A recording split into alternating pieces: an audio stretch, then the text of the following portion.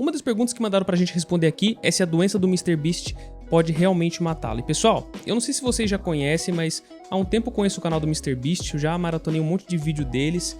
E pra quem não conhece, esse cara é um cara que começou no YouTube, assim como qualquer um de nós, só que ele se tornou um fenômeno. Ele é muito grande no YouTube e principalmente pelo que ele faz também. Ele ajuda muita gente, muitas pessoas, já deu casa pra morador de rua, já deixou as pessoas usarem o cartão dele no supermercado. Cara, vale a pena assistir. É um bom entretenimento e tem até dublado no YouTube. Só que esse cara, ele tem uma doença específica, ele fala pouco disso inclusive, que é a doença de Crohn, que inclusive tem um youtuber famoso que é o Felipe Neto, que também tem a doença de Crohn, e vários outros famosos também que também tem essa doença. E daí o pessoal começou a criar algumas teorias de que, será que então o MrBeast ajuda tanta gente porque um dia ele vai morrer, porque a morte dele tá próxima, porque a doença dele tá complicada? Então, será que a doença de Crohn realmente pode matar alguém? Será que ela pode realmente afetar uma pessoa dessa forma? Será que ela realmente pode atingir um quadro grave que leva à morte? E é o que a gente vai entender hoje. Então a gente vai falar um pouquinho da doença de Crohn. E gente, a doença de Crohn, se você já está apressado querendo saber a resposta, sim, ela pode levar a óbito. E eu vou explicar para vocês o porquê.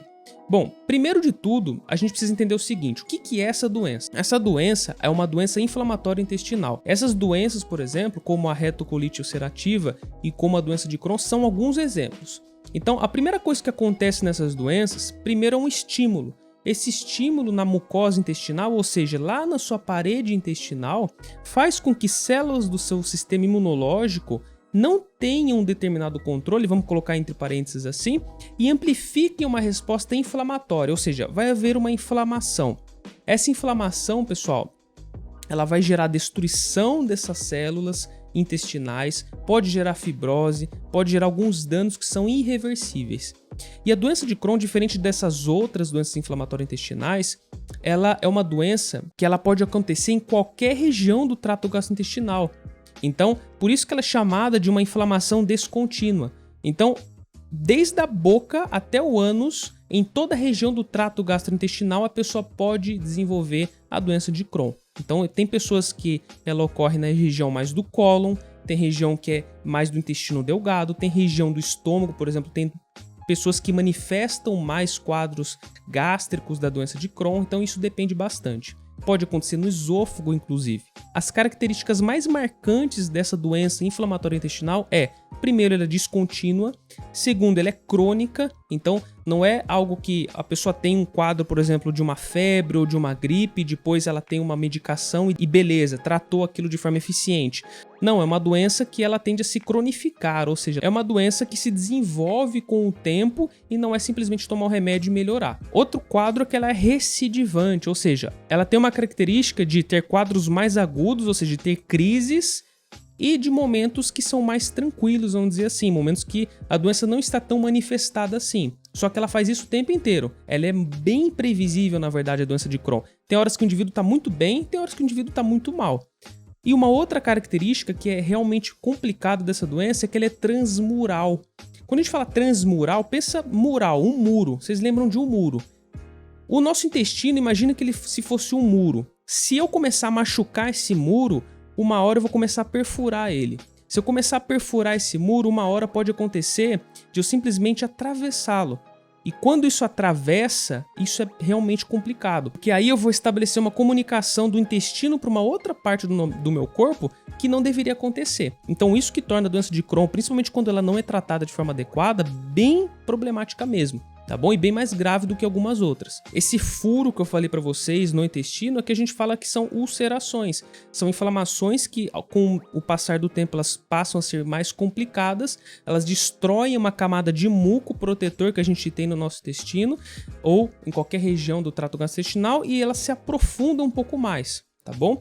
Se isso continuar, forma então uma fibrose, um processo de fibrose, uma estenose e finalmente uma fistulização. E a fístula é exatamente isso que eu falei para vocês, é quando duas regiões, a princípio, que não tem comunicação entre si, passam a ter. Então pode acontecer uma obstrução intestinal, uma perfuração intestinal, e isso de fato é bastante sério. Se isso acontece no intestino grosso, no cólon, onde existe uma microbiota bastante significativa, ou seja, uma quantidade bastante expressiva de bactérias intestinais vivendo ali, essas bactérias elas podem acabar extrapolando para uma região e se infectando.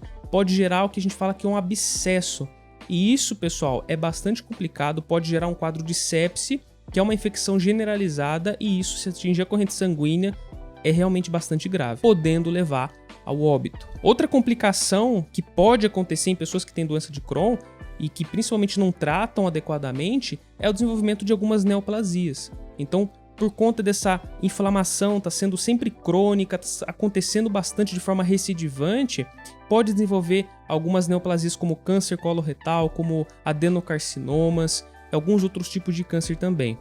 Tá? Alguns casos, por exemplo, é necessário intervenção cirúrgica, a pessoa precisa ser submetida a uma cirurgia quando esse quadro se torna bastante complicado. Então, quando tem hemorragia, quando tem oclusão intestinal, em alguns casos de neoplasias também, e também quando existe algo que a gente fala que se chama megacólon tóxico, tá? Esse megacólon tóxico é quando ocorre a dilatação do cólon e as paredes intestinais deles, elas começam a se tornar um pouco mais finas e essas úlceras começam a se desenvolver. E isso gera uma paralisação de uns movimentos peristálticos e é bem complicado. E quando esse megacólon tóxico ocorre, pode dar constipação nesse caso, bastante constipação, dores na região do abdômen, diarreia, distensão abdominal, febre, taquicardia, até confusão mental pode acontecer. A palpação do abdômen, quando a pessoa coloca a mão nas regiões que estão acometidas pelo megacólon tóxico, ficam bem doloridas.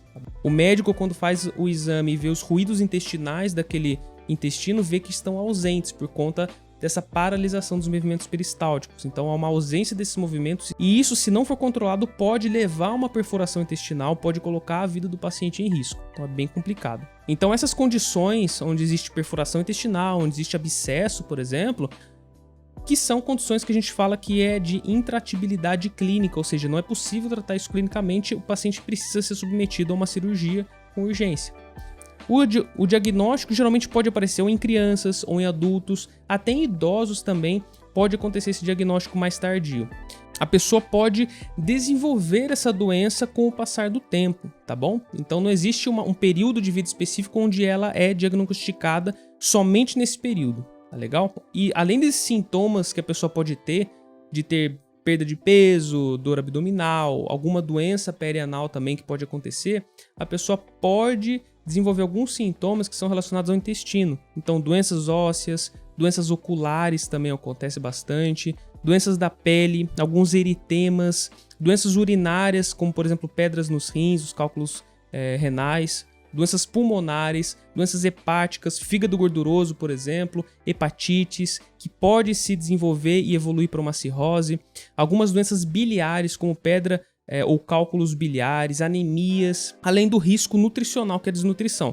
Tudo depende, tá, da onde ela está mais estabelecida, os quadros, os pontos de inflamação. Se o paciente for criança, ele pode ter sim um déficit de crescimento, porque se essa doença, se essa inflamação atinge regiões importantes do intestino delgado, que, por exemplo, o duodeno, onde existe maior absorção de vitaminas, de minerais, algumas regiões específicas que são chave na absorção de nutrientes, essa absorção não acontece, porque as células responsáveis pela absorção são destruídas, tá? A camada, a borda em escova, ela acaba sendo danificada, que é onde realmente acontece a absorção de nutrientes no trato gastrointestinal. Isso pode levar o indivíduo a ter um acometimento então dessas regiões e um quadro de desnutrição clínica. Como que se trata essa doença? Então, primeira coisa, tem medicamentos, tá bom? O médico responsável ele vai fazer prescrição, geralmente com corticoides, com alguns imunomoduladores também. Existe uma terapia biológica que se utiliza anti-TNF-alfa e existe também a terapia nutricional, tá? A terapia nutricional é muito importante porque na fase aguda, pessoal, esse paciente ele tem que ser uma dieta muito específica, muito bem fracionada. Então, de 7 a 8 refeições por dia que essa pessoa precisa fazer. Fruta, se for consumir, tem que tirar a casca, nada com muita fibra quando tiver quadro agudo. Só arroz, caldo de feijão, evitar o feijão em grãos. Os legumes muito bem cozidos também, nada cru, tá? Um filé de frango também, nada de muito gorduroso, uma carne muito gordurosa ou algo do tipo. Canja, suco, se for fazer suco tudo coado. Então, nada que tenha resíduos. A dieta tem que ser ausente de resíduos. Geralmente se faz uma dieta hiperproteica, hipercalórica. O indivíduo ele precisa evitar com que exista a evolução de um quadro de desnutrição. Então é importante fazer uma oferta também bacana de nutrientes. E conforme ele vai se recuperando, vai se normalizando a dieta e fazendo uma oferta gradativa até ele atingir as quantidades realmente toleráveis pelo seu intestino. E o grande lance da doença de Crohn é o seguinte: evitar que o cara fique desnutrido, tá bom? Os nutricionistas eles vão tomar cuidado com o estado nutricional do indivíduo e principalmente evitar com que exista muitos quadros que voltem a acontecer, tá bom? Os relapses que eles chamam, em que a pessoa acaba desenvolvendo a fase aguda da doença. Então, é evitar com que isso aconteça. Algumas dietas, algumas abordagens, elas são consideradas nesse sentido. Então, existe uma dieta, por exemplo, que se chama CD-Treat, que é uma dieta com exclusão de glúten, lactose e de álcool. É uma dieta que parece ser efetiva na remissão da fase ativa da doença de Crohn. Então, nessa fase de doença de Crohn, é importante pensar nesses nutrientes também, para ter um pouco mais de restrição. Tem uma dieta também que se chama SCD, que é Specific Carbohydrate Diet, que é uma dieta em que ela seleciona muito bem os carboidratos que serão consumidos, tá bom? Na fase aguda da doença de Crohn, por exemplo, essa dieta ela evita todo tipo de carboidrato complexo, aquilo que a gente já prevê que isso que aconteça. Comidas processadas também, alimentos industrializados, isso também é bastante restrito. E principalmente alguns aditivos alimentares. Tudo que for industrializado, que tem muitos aditivos alimentares ou alguns emulsificantes sintéticos, tudo isso é ruim para quem tem doença de Crohn, principalmente na fase aguda. E a dieta, que também se chama dieta de Low FODMAP. O Low FODMAP é uma dieta que abrange vários tipos de oligosacarídeos, de monossacarídeos, de alguns polióis que são fermentáveis, a diminuição deles na dieta. Então, eu vou mostrar uma lista para vocês, por exemplo, de alguns alimentos que tendem a sofrer um pouco mais de fermentação que outros e que fazem parte dessa dieta Low FODMAPs. Então, para quem tem doenças inflamatórias intestinais, tem muitos problemas no intestino, essa dieta ela é muito importante, ela é muito interessante de ser utilizada por conta disso. Mas já adianto para vocês, é uma dieta, por exemplo, que se usa bastante na síndrome do intestino irritável, em algumas doenças inflamatórias intestinais, mas ela é bastante restritiva. Então, o indivíduo, você precisa conversar com ele sobre a adesão dessa dieta, porque é bastante restritiva e é claro, não existe uma fórmula. A gente precisa sempre estar atendendo o paciente, né? O nutricionista ele atende o paciente de forma individual, vendo o que gera mais gatilho para que ocorram os casos de relapse dessa doença, o que é mais importante para esse indivíduo. E aí estabelecer um plano alimentar que é efetivo, eficaz e que principalmente gera uma adesão no cara tá sempre realizando. Alguns nutrientes são bastante importantes para a doença de Crohn, quando a gente fala que a vitamina D ela ajuda a diminuir o risco de infecção por Clostridium difficile, principalmente é importante em pacientes com câncer coloretal, com doenças inflamatórias intestinais. Não existem tantos estudos assim que mostram realmente uma eficácia do papel da vitamina D na remissão da doença de Crohn, mas ela parece ser bem importante. Quando a gente fala no fitoterápico, a curcumina é bastante utilizada. A curcumina, o extrato dela tem uma ação que é de fitocomplexo, que basicamente são vários e vários compostos presentes na curcumina que faz uma função sistêmica de controle de inflamação. Parece ser promissor, parece ser relevante, por quê? Porque ainda é inconclusivo. Alguns estudos não têm essa força de evidência científica de falar se curcumina realmente tem uma ação muito específica na doença de Crohn ou não, mas ela é um dos fitoterápicos considerados. Os probióticos também são considerados. Não tem estudos que mostrem eficácia dos probióticos na taxa de remissão. Faz muito sentido pensar em probiótico, realmente. Modular a composição da microbiota intestinal é muito importante, porém, a gente não sabe ainda se realmente funciona, tá? Que fica realmente essa dúvida se é efetivo ou não. A nutrição enteral ela é bastante efetiva na doença, principalmente na fase ativa. Alguns pacientes precisam de nutrição enteral.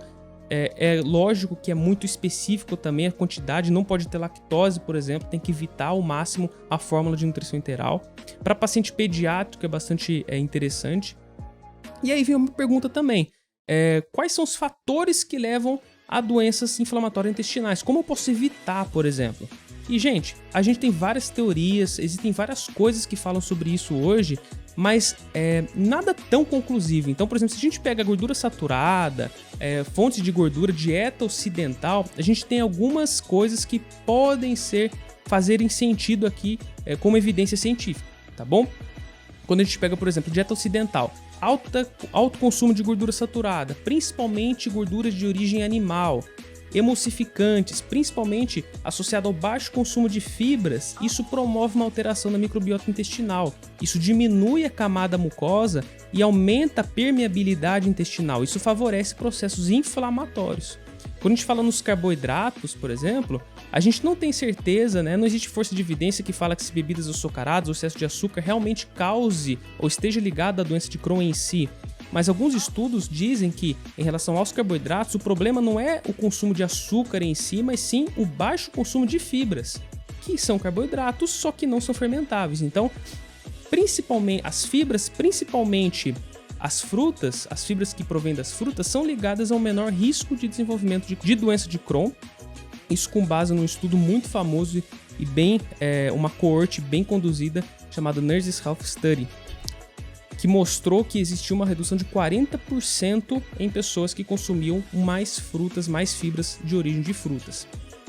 As gorduras, pessoal, alguns estudos também falham em estabelecer se realmente, será que a gordura sozinha, o ômega 3, o ômega 6, realmente podem causar? Ainda é incerto, tá bom? Apesar de fazer bastante sentido pensar que o ômega 3 é mais anti-inflamatório, vamos dizer assim, o ômega 6 em excessos promoveria um quadro de inflamação maior, ainda assim é inconclusivo, beleza? A mesma coisa com proteínas também. A gente não sabe se o consumo excessivo de proteínas ou de gorduras estejam realmente associados com os desfechos de desenvolvimento da doença de Crohn. O que a gente sabe é que realmente produtos industrializados, alguns aditivos alimentares, eles realmente têm uma associação maior, baixo consumo de fibras. Quando a gente pega o estudo, por exemplo, chamado de EPIC Cohort, um estudo que envolveu mais de 400 mil pessoas, notou-se algumas coisas. Primeiro, o baixo consumo de fibras associado à doença de Crohn. Notou-se também o baixo consumo de alguns laticínios com menor chance de desenvolvimento da doença de Crohn. Alguns aditivos alimentares sintéticos também, principalmente alguns emulsificantes sintéticos, alguns adoçantes artificiais que têm mostrado alterar a composição da microbiota intestinal, favorecer um quadro de desbiose e predispondo a doença de Crohn em si. Então, basicamente, pessoal, um estilo de vida saudável é muito importante para a gente evitar com que exista uma inflamação no nosso trato gastrointestinal, mas obviamente que a doença de Crohn é uma doença que a gente fala que é idiopática, não existe uma causa específica para a doença de Crohn.